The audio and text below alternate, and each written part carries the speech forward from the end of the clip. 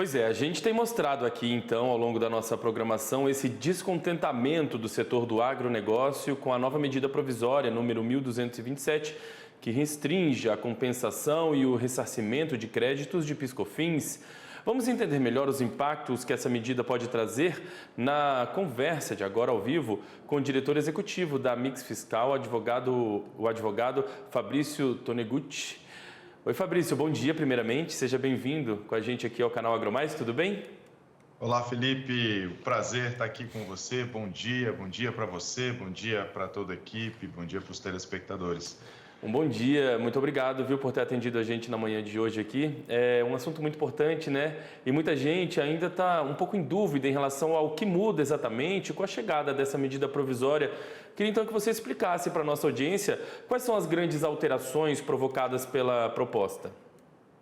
Vamos lá. Olha, essa é uma proposta que está trazendo uma polêmica gigantesca, porque ela tem impactos muito pesados, muito fortes para a nossa economia, principalmente para o agro.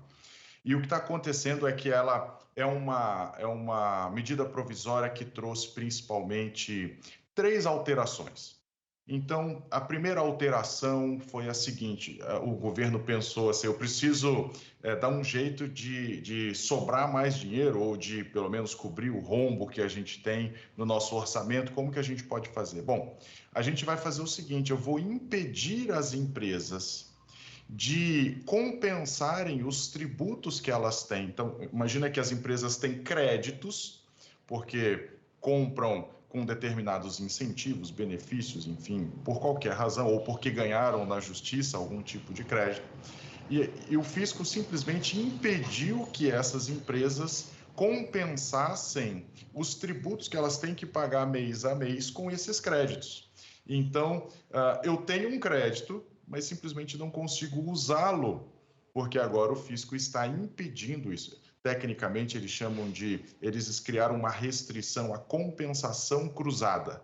Então, os créditos de PIS e COFINS só podem ser usados para compensar débitos de PIS e COFINS, e não mais imposto de renda, contribuição, ou contribuição patronal, enfim, ele restringiu a compensação de créditos. Só esta restrição já cria um impacto na economia de 17 bilhões de reais. Significa que, então, as empresas vão ter que pagar 17 bilhões que, de outra maneira, não estavam previstos. Até a edição dessa medida provisória, ela não teria o mercado não teria um gasto de 17 bilhões. Segunda mudança foi uma mudança que olha um pouquinho para trás agora e tenta falar o seguinte: bom, eu quero impedir que esses créditos apareçam. Então eu vou retirar, não vou só impedir que haja essa compensação cruzada, mas agora eu vou impedir que as empresas peçam esse dinheiro desse benefício de volta. Então, ele impediu o pedido de ressarcimento de uma série de créditos presumidos, principalmente do agro, da mineração, enfim, das indústrias. E ele impede que esse crédito seja transformado em dinheiro. Ora, imagina que eu tenho um determinado crédito, eu não posso compensar e nem posso pedir, então, que o governo me devolva o dinheiro referente àquele crédito. Essa medida de você impedir o ressarcimento que estava previsto em lei, ressarcimento que já estava programado na vida comercial das empresas, agora o fato de você impedir isso faz com que essas empresas tenham um ônus tributário.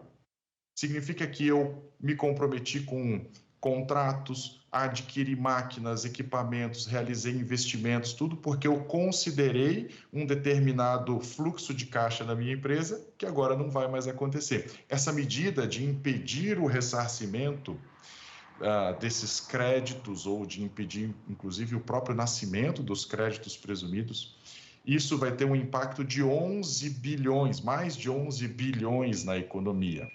Então, note, ele, de um lado, se você tem o crédito, você não pode gastar compensando com seus impostos. De outro, se você tem o crédito, você não pode mais pedir em dinheiro. Eram as duas alternativas que você tinha.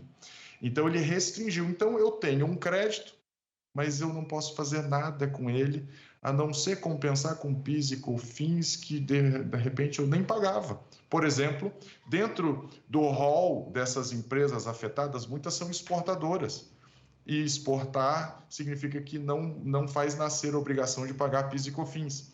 Eu não tenho que pagar o PIS e COFINS e não posso usar o crédito para compensar outros tributos e nem posso pedir o dinheiro de volta. Significa que eles geraram um problema para o direito, porque agora a lei é morta. Eu gero um crédito e não posso fazer nada com esse crédito.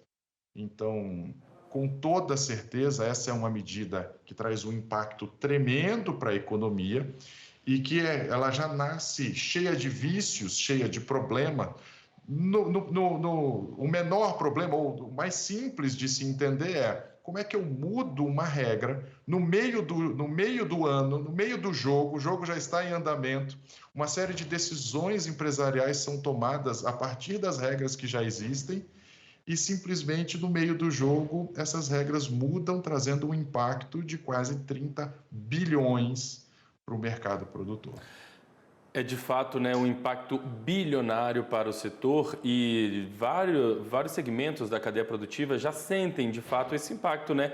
Porque eu estava conversando aqui com alguns representantes de entidades e, por exemplo, o pessoal da Bipesca, que representa aí os pescados, diz que essa insegurança jurídica, por exemplo, já está retendo muitos produtos nos portos. O pessoal com a insegurança de avançar com os embarques, com as exportações, ou seja, já há impactos diretos desde a publicação dessa medida provisória em relação ao fluxo das atividades, né? A gente precisa entender que existem consequências que vão além do dinheiro, né? E é exatamente o que você estava mencionando, Felipe. Como a gente não sabe quais são as regras que a gente precisa seguir, eu preciso repensar toda a minha atividade empresarial. Eu compro essa máquina ou eu espero? Eu importo esses peixes ou eu espero? E qual é o dinheiro que eu vou ganhar? A que preço eu vou poder vender? A este determinado preço, será que o mercado está pronto para comprar de mim? Então, você tem reflexos, a senadora Tereza Cristina estava há pouco mencionando, né, que você tem reflexos na saca da soja, poxa, de 5 a 8 reais, a menos por saca, você vai ter um problema no boi, você vai ter um problema de 11 reais por arroba.